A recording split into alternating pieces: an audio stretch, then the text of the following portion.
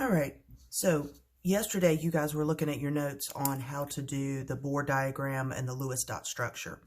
And both of these are models of the atom, and we're looking at protons, neutrons, electrons. And both of these models really start to show us exactly where the electrons are. So we know that the protons and the neutrons live in the nucleus, and the electrons exist out in these energy clouds. Okay, now the number of electrons, which are negative, have to be equal to the number of protons, which is positive. And we know that both the electrons and the protons, that equals the atomic number. Now, with these electron clouds, we talked about how you look at your periodic table. There are 2 elements in the top row. So that means that the top row represents the first electron cloud, and it can hold a maximum of 2 electrons. And then the second row of the periodic table, it's got 8 elements, and that represents the second electron cloud, which can hold 8. And then the third row also has 8 elements, and that represents the third electron cloud. Now, it's happy with 8, and it usually starts to fill up the fourth electron cloud after that, but it can hold up to 18. So we know that if we look at the electron clouds, it goes 2, 8, 8, and that's the one that also can hold 18, and then 18, 18, and this one can also hold 32, and then 32, 32. So when we look at these energy clouds here, we see that they fill in according to the shape of the periodic table. So while elements are put on the periodic table based on the number of protons, the shape of the periodic table is based on the number of electrons. All right, so if I want to represent what an atom looks like of a certain element, I can use the Bohr diagram, and that's our most basic diagram. So the Bohr diagram, we're going to put the nucleus in the middle, and then we're going to put the different energy levels or electron clouds around the outside. So the first one that we want to look at is we want to look at hydrogen. So hydrogen is the first element on the periodic table, and so hydrogen has an atomic number of 1. So we know that that means that it has 1 proton, and we put that in the nucleus, so 1p, that's our proton, and we know that it has 1 electron. It has an atomic mass of 1, so 1 proton plus 0 neutrons gives that nucleus an atomic mass of 1, and then we put our electron here. All right, the second one we want to draw is we want to draw our model of helium. Helium is our second element on the periodic table. Well, helium has an atomic number of 2, and it has an atomic mass of 4. So with that, I know that inside my nucleus, I must have 2 protons because the atomic number is 2, and it must add up to 4 because the atomic mass is 4. So that gives me 2 protons and 2 neutrons. If I have 2 protons, I have 2 electrons.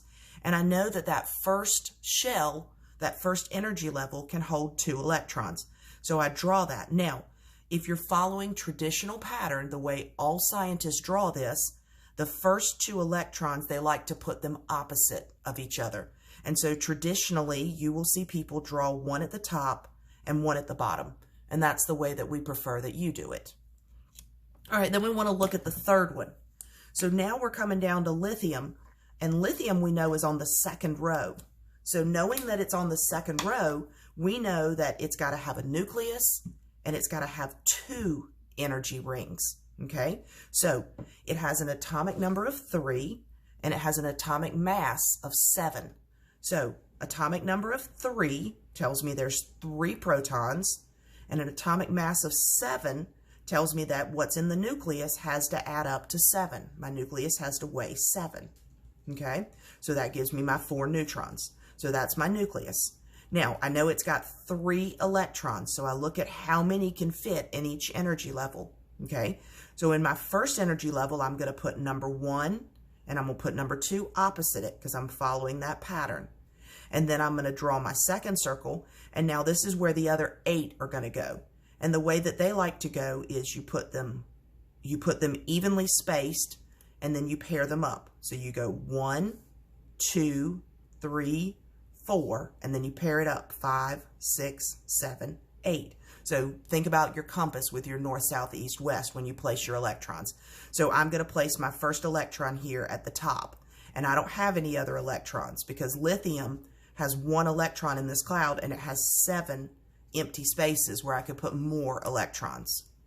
All right, so when you're doing your Bohr model, always remember here with your electrons, okay, the first energy level is going to hold 2 electrons, the second energy level holds 8, and then the third energy level is happy with 8. It's full, even though it can hold 18. And we're not going to get into all the really complicated spins and all of that, okay? All right, so our valence electrons are the electrons in the outermost energy level. And these are going to be important because these are going to tell us how reactive an element is. And so that's the whole point of doing these models. So the valence electrons, as we get into chemical equations and as we get into elements reacting, this is what we're going to be using, is these valence electrons to tell us which ones are more reactive and which ones are less reactive.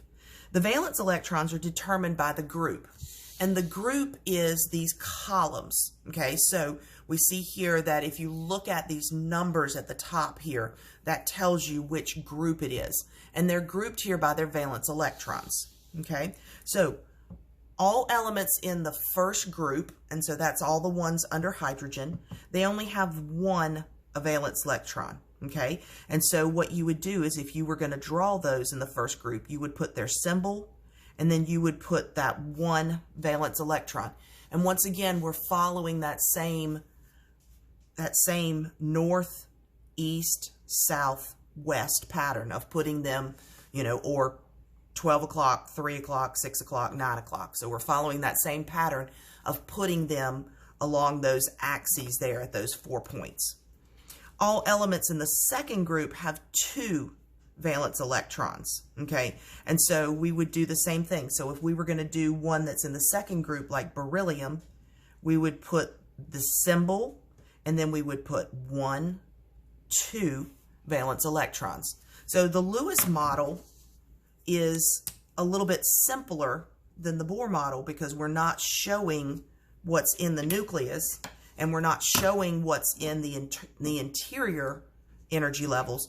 We're just showing what's in that last energy level. And then we're going to skip the middle section. Okay, these are the transition metals. But we're going to come on out to the ones that are on the right-hand side of the periodic table.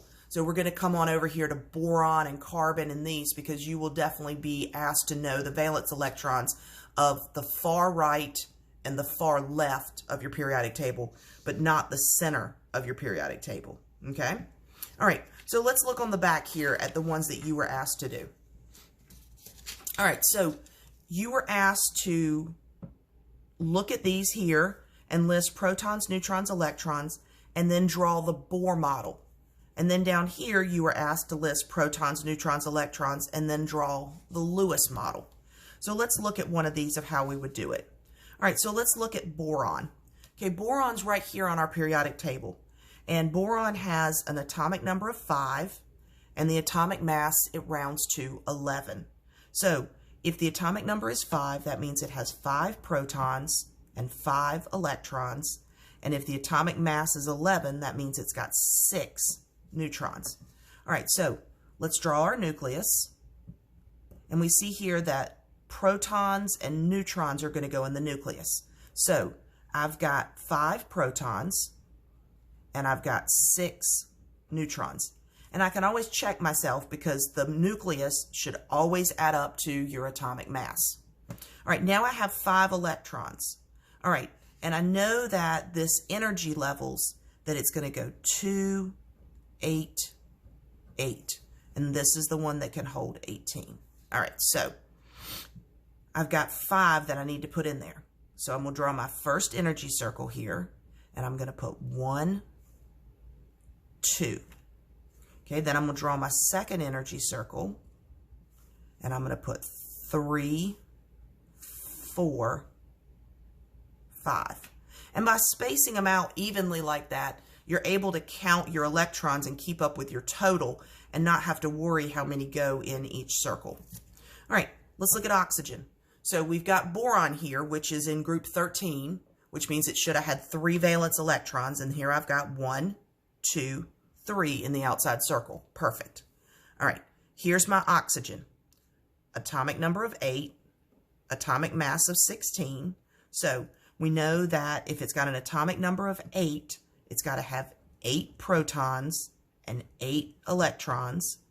And if the atomic mass is 16, 8 protons plus 8 neutrons equals 16. All right, and I know that it's in this group number 16 here. All right, so let's draw our oxygen. All right, I've got my nucleus, so I need 8 protons, and I need 8 neutrons, and then let's start drawing my electrons. Okay, and I know it's in this second row, so I know I'm going to need 1, 2 electron clouds out here. So my first one, I'm going to put 1, 2 electrons. Then I'm going to go out here to my second electron cloud. And so I've got 1, 2, and I need to get up to 8. Let's see. 3, 4, 5, 6. So let's see. 1, 2, 3, 4, 5, 6. Now I'm going to start pairing. So 7, 8. And we see here that there's still a space right there that I could put 1 if I had 1. And there's still a space that I could put 1 there if I had 1. And we look and we see that works because oxygen needs 1, 2 more to be full. So we see that oxygen likes to gain 2 more electrons because it's 2 away from being in this last column that's full of electrons. All right,